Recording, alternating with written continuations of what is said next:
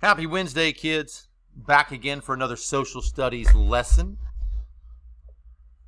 Just a quick review. We kind of skipped over some of the explorers. I know you're going to cover some of that in ELA with Miss Klein because I wanted to go ahead and quickly jump into getting into the colonies, the 13 colonies and the colonists and the different way that their lives were impacted and the way that they impacted the lives of the Native Americans. And when we looked at the 13 colonies, we realized that the 13 colonies were divided up basically into three areas. We had the New England colonies up here. In the middle, they got super fancy with the name. They called it the Middle Colonies. And then down south, they got even more fancy and they called it the Southern Colonies. And we just started talking briefly about some of the things that happened in these colonies. We talked about the meeting house where they would have their meetings to make decisions, both public decisions and religious decisions. We talked about the New England colonies because we said that the New England colonies were comprised of Connecticut, Rhode Island, New Hampshire, and Massachusetts, which also Massachusetts at that time included present-day Maine, and we went through some of that. We talked about these Puritans who really were trying to get away from being told how to worship, and they really weren't big fans of that, so they decided that they wanted to move on to somewhere where they would have something that we called religious freedom. And we defined religious freedom in class as the ability to do kind of what you want to without being afraid of any kind of punishment or repercussions for that. Now, as we move on a little bit further today, this is when I would get my notes back out and I would start taking notes, and just, you probably stopped with religious freedom and I would just start taking notes right under that. We're going to talk about the New England colonies. Now, remember where those New England colonies were located, and it's still true today that the winters up in the northern part of the United States are extremely cold. They are very, very harsh. Another aspect of living up north is that the soil is very rocky. We talked about how there's rocky soil in the taiga, and I'm not saying that this area is the taiga, but the soil is taiga-like in the fact that there are a lot of rocks. Now, if there are a lot of rocks, that makes it very difficult to grow any kind, like major amounts of crops.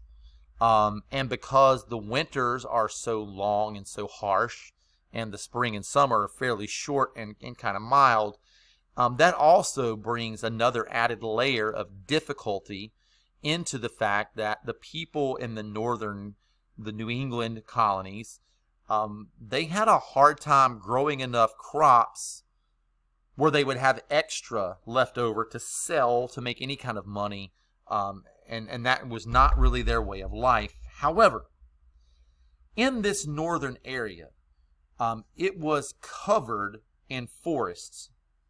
And where they lived, they had fantastic waters off the coast that, although cold, were full of like crabs and fish and other things that they were able to harvest. So instead of being an agricultural area where they relied on farming, they relied more on fishing and hunting whales and selling of lumber. They used a lot of those trees to build ships, and they sold a lot of that lumber as well. New England, because of all of the ports there, they became a major area for trading. People would sell their ships into these areas. They would bring things like crops and other things that they wanted to trade. And then they would get the things that the New England colonies had an abundance of, things like fish and whale and like whale blubber and other things of that nature and lumber, and they would barter. So there was buying and selling. This became like a very busy trade port. The port city of Boston is an area where a lot of goods came in and a lot of goods went out. And they not only did they sell goods back and forth between England, they sold and traded goods between the other colonies as well. So we keep mentioning this port. What is a port? A port is a harbor town or a city or a place where ships stop and they load and unload goods. So they could be unloading and loading of lumber. That could be the loading or unloading of fresh crops of like corn and stuff from down south. That could be the loading and unloading of cotton from down south, where they would be able to make that into different types of clothing. That could be the southern colonies need some lumber, and in turn they're going to trade or use money to purchase some lumber from up there, or maybe some crabs or some things that they needed. So it's an area of trade. This is where the ships would come in and pick up and drop off different things that the colonists needed to survive. As I give you the Nearpod codes for this week, I think it's very important that you not only go through and maybe even follow through with me as I'm talking through each of the slides, but there are some videos. And I'm going to go ahead and tell you now, some of your questions in your Google form are going to come directly from the videos. So you can't just skip over those today, and all of your notes aren't going to come straight off of the slides like we've done in the past. I really want to make sure that you are utilizing these times on Wednesdays to get your social studies in, and that you're using the Nearpod codes that I give you. It's a fantastic video here. It's not super long, not super short, but you need to watch that, and there will be a few questions that might come from that. Let's talk a little bit about these middle colonies,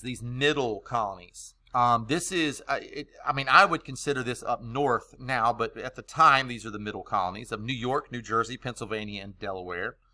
The middle colonies included Pennsylvania and New Jersey, were home to very, very important cities like New York and Philadelphia. And the middle colonies, just like the northern or the New England colonies, had their own unique way of life. The middle colonies had their own unique way of making a living as well.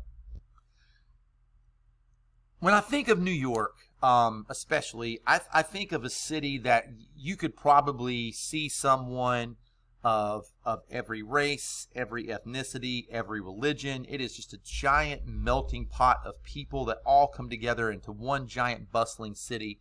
And although it may not have been as eclectic then as it is now, one unique feature of the middle colonies is the fact that, unlike other places where most of the people came from just from England, the middle colonies had a little bit more diversity. There were people, that were from Germany. There were people from France. There were people from Ireland. Again, it was different European backgrounds. And another big thing where I would say the northern colonies, the New England colonies, were dominated by those Puritans who moved up there for religious freedoms. There were a lot more different religions in the middle colonies, and things were a little bit more accepted. It was kind of like, hey, like everybody is free to come here and worship the way you want to. There were Quakers and Lutherans and Mennonites and Presbyterians. There were Jews. Some of the people that came to the middle colonies didn't come over here with their whole family. They came over here basically to like work off debt so that their families could still live overseas, and they came over here and they worked to help pay off some of the debts that they owed to someone overseas. And so that person may have owned some areas or had a stake in some of the colony areas in the middle colonies, and this person came and worked as something we would call an indentured servant. Something we didn't mention a whole lot in the northern colonies, the New England colonies, although it was there, there was a lot more prominent slavery in these middle colonies. And foreshadowing, it's only going to get worse as we move further down south as far as slavery goes. There were slaves in the middle colonies. I'm not saying there were none in those upper colonies, but again, like a giant focus of the people up there were moving up there for their religious freedoms, and that was pretty much what they focused on. They weren't worried about making a giant fortune like some of the people in these other colonies were, and so that's something that we need to to think about, and we'll get into that. We'll cover that as one whole unit and get into that a little bit deeper when it gets to that time. The middle colonies, it was a little bit warmer. The soil was a little bit better.